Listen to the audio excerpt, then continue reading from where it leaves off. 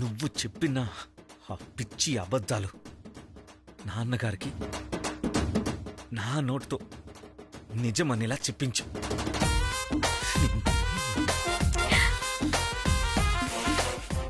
చూడు, చాలా కలలు కంటున్నావు.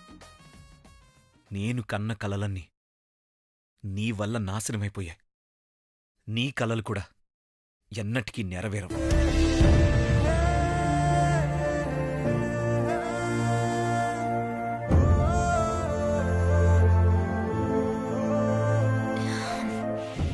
నన్ను క్షమించండి, నా వల్ల తప్పు జరిగింది.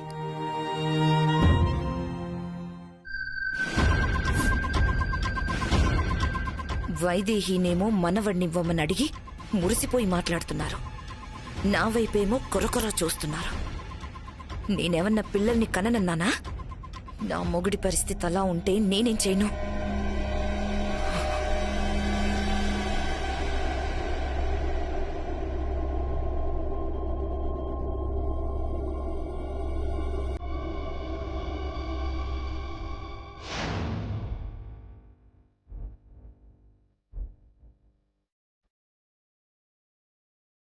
చెప్పమ్మా, తొందరగా మనవణ్ణో మనవరాల్లో ఇస్తావా మరి?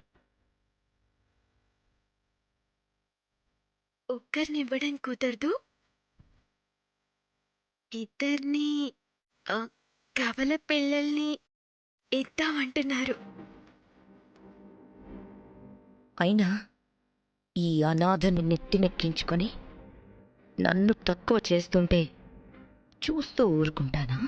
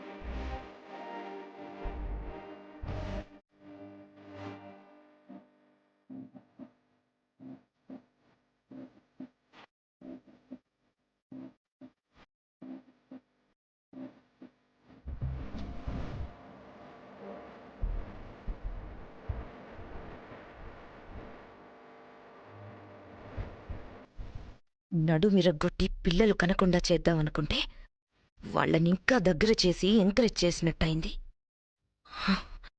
ఒక్కటి కూడా వర్కౌట్ కావడం లేదు. పైగా వాళ్ళకే వర్కౌట్ అవుతోంది.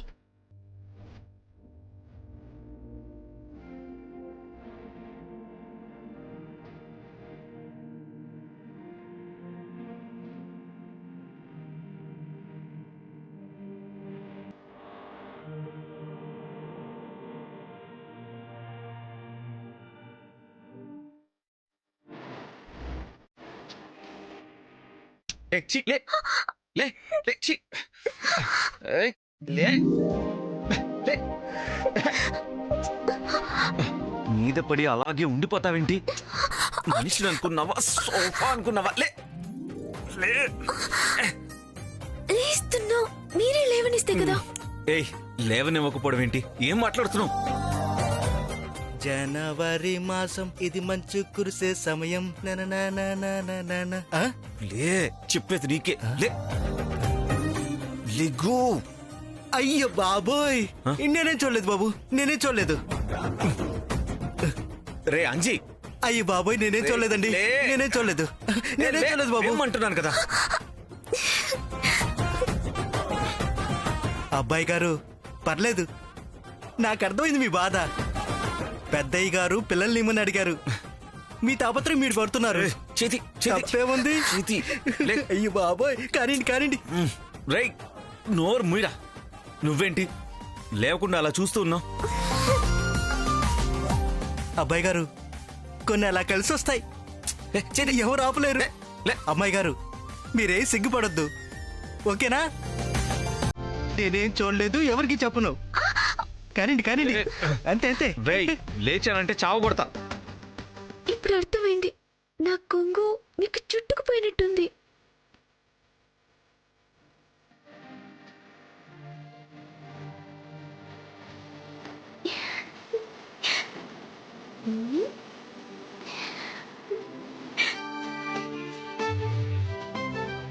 అర్థమైంది.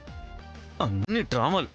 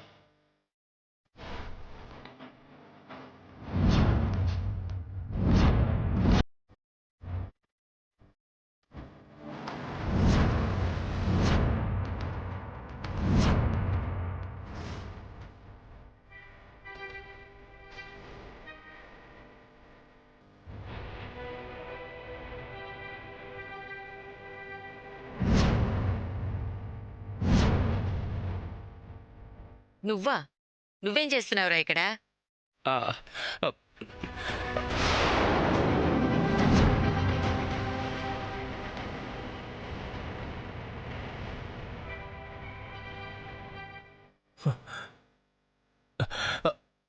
ఏమన్నారు పెదనాన్న? మన గురించి ఏమైనా ప్రస్తావన వచ్చిందా? తొందరగా చెప్పు, టెన్షన్గా ఉంది. ఇక్కడే ఉండి టెన్షన్ పడకపోతే నువ్వు కూడా వచ్చి ఉండాల్సింది కదా. ఏంటి వచ్చేది? పెద్దనాన్న గుర్తొస్తుంటేనే భయంతో వణుకు పుడుతోంది. ఇంకా ఎదురుపడ్డం కూడానా?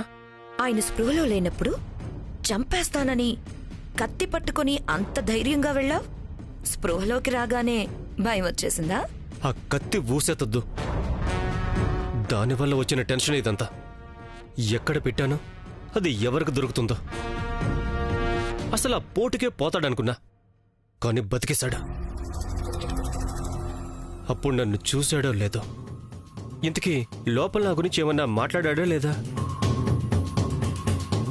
నీ గురించైతే ఏం మాట్లాడలేదు, కానీ నన్ను మాత్రం తేడాగా చూశాడు. తేడాగా చూశాడా? ఎందుకు? తెలీదు, అది కోపమో అనుమానమో అర్థం కాలేదు. లేదు, నువ్వేదో తప్పుగా అర్థం చేసుకుంటున్నావు. పెద్దనాన్నకి ఎవరి మీదైనా కోపం అనుమానం వస్తే ఆలోచించడం ఉండదు, వెంటనే చూపించేస్తారు. అంతేనంటావా? అంతే. నా మీద కూడా ఎలాంటి అనుమానం ఉండుండదు. ఉంటే ఈ పాటికి ఎప్పుడో నిలదీస్తుండేవారు. ఒకవేళ అందరి ముందు అడగడం ఎందుకు? సపరేట్గా అడుగుదామన్న ఆలోచనలో ఉన్నారేమో.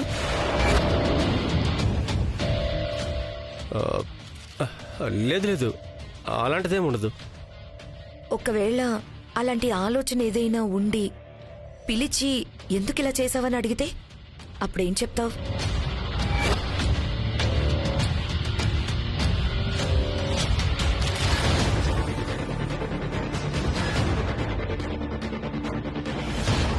ఇలాంటి డౌట్లతో నన్ను భయపెట్టద్దు. జరగదని చెప్తున్నాను కదా. పెద్దనాన్న నన్ను పిలవడం జరగదు.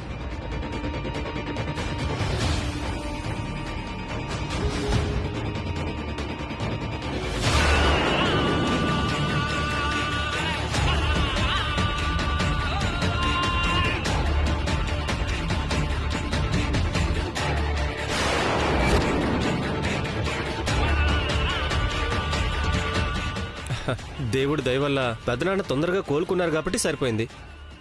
వాలీబాబు, మిమ్మల్ని పెద్దయ్య గారు రమ్మంటున్నారు.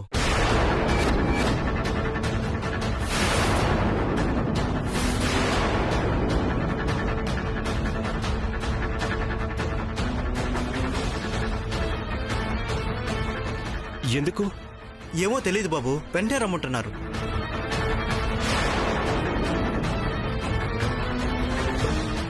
ఇదేంటి, పిలవరనుకుంటే పిలిచారు? అంటే నా మీద అనుమానం ఉందా? ఒకవేళ ఆ కత్తేమైనా దొరికిందా?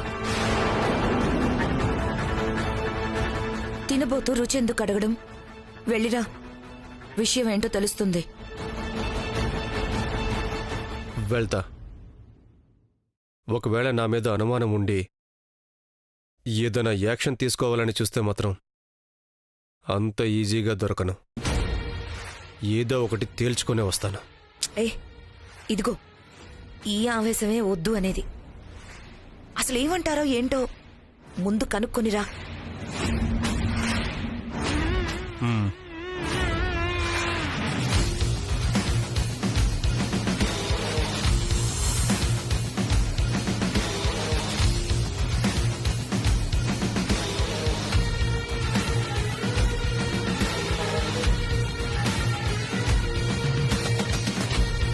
ఎక్కడ్రా వాడు? వస్తున్నారాయ్ గారు.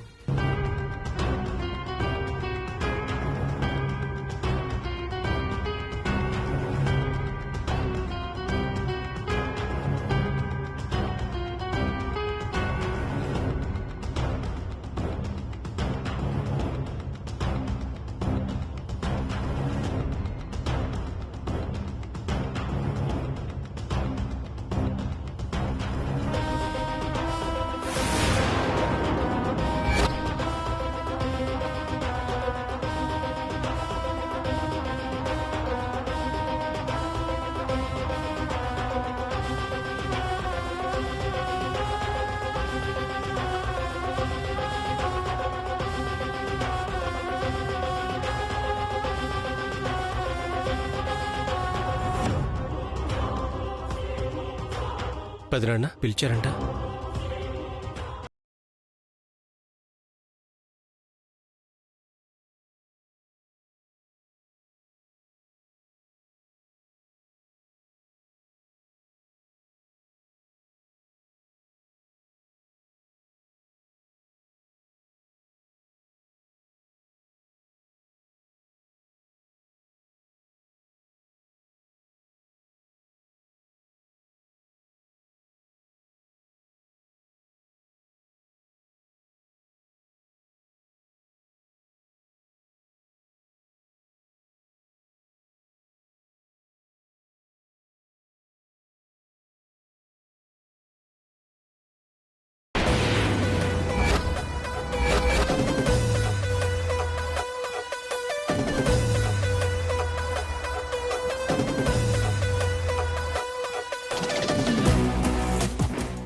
చెప్పు, ఎవరు కారణం దీనికి?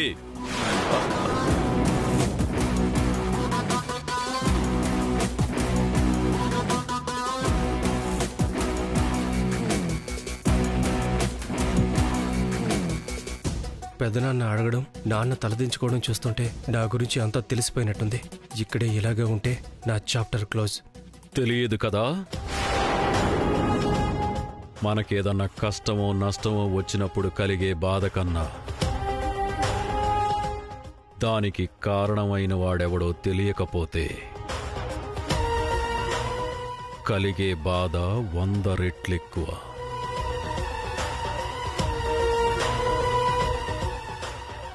అసలు ఈ పాటికి మీరంతా కలిసి అదెవరో తెలుసుకుంటారనుకున్నాను, కాని ఎవ్వరూ ఏమీ చేయలేకపోయారు.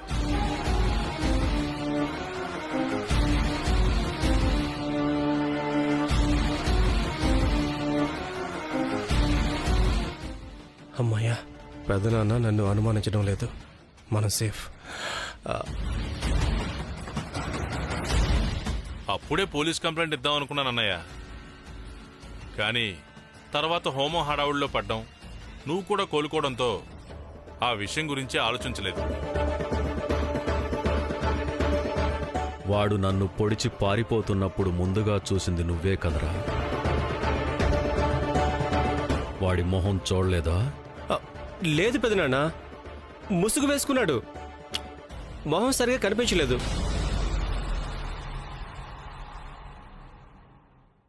అయినా నేనే కొంచెం తెగించి పట్టుకుని ఉండాల్సింది.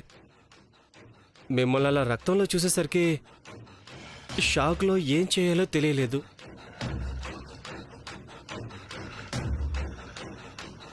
నాకు ఒకరి మీద అనుమానంగా ఉంది.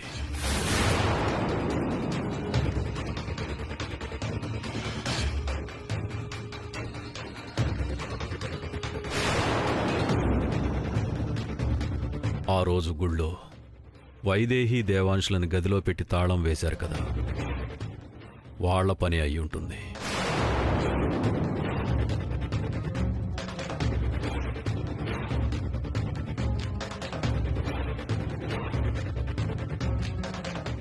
ఆ రోజు మనం గుడికి వెళ్తున్నప్పుడు ఎవరో ఒక ఆవిడ దారిలో కాపలా కాసి చెప్పింది కదా. ఏం జరిగిందో చెప్పమ్మా. అయ్యా, దేవాంశ్ బాబు అమాయకుడయ్యా. అవునన్నయ్య. ఆవిడ్ని పట్టుకుంటే అసలు నేరస్తులు ఎవరో తెలుసుకునే వీలుంటుంది.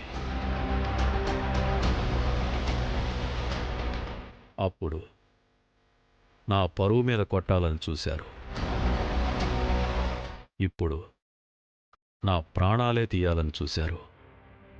ఆ రెండు మనమే కదా, కానీ పెదనాన్నకి తెలియదు. అయినా తెలిసేమో అనుకుని అనవసరంగా కంగారు పడిపోయాను. ముందు ఆవిడెక్కడుందో తెలుసుకోవాలి. ఈ రోజు నుంచి నీకు అదే పని. అలాగే పెదనాన్న, ఇక నాకు వదిలేయండి. వాళ్ళెవరో ఏంటో నేను కనుక్కుంటాను.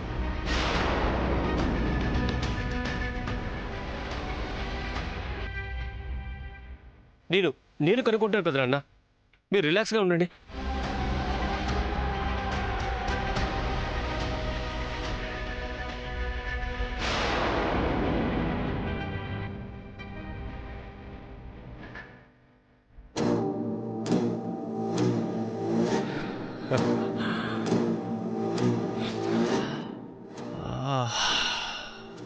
ఏంటి చాలా రిలీఫ్గా ఉన్నావు? అస్సలు టెన్షన్ పడాల్సిన అవసరం లేదు. పిచ్చి పెదనాన్న దొంగ చేతికే తాళం ఇచ్చాడు. ఇంకా నన్నెవ్వడూ పట్టుకోలేడు.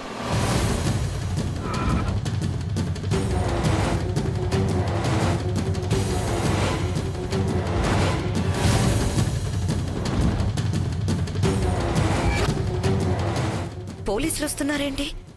కొంపతీసి నీ మ్యాటర్ కాదు కదా? ఏయ్, నా మ్యాటర్ అంటావేంటి? ఇప్పుడే ఫుల్ రిలీఫ్ అయ్యాను.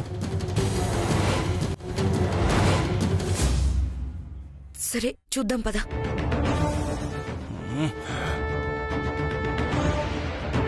నమస్కారం దశరథ రామయ్య గారు. నమస్కారం అండి. కూర్చోండి. పర్వాలేదు. ఎలా వచ్చారేంటి? మీ మీద హత్యా ప్రయత్నం జరిగింది కదా, ఇన్వెస్టిగేషన్ చేయడానికి వచ్చాం. అలాగా? మేమేం కంప్లైంట్ ఇవ్వలేదే. దయా, ఇప్పుడే చెప్పావు కదా కంప్లైంట్ ఇవ్వలేదని. లేదన్నయ్య, నేనివ్వలేదు. నేనిచ్చాను నాన్న.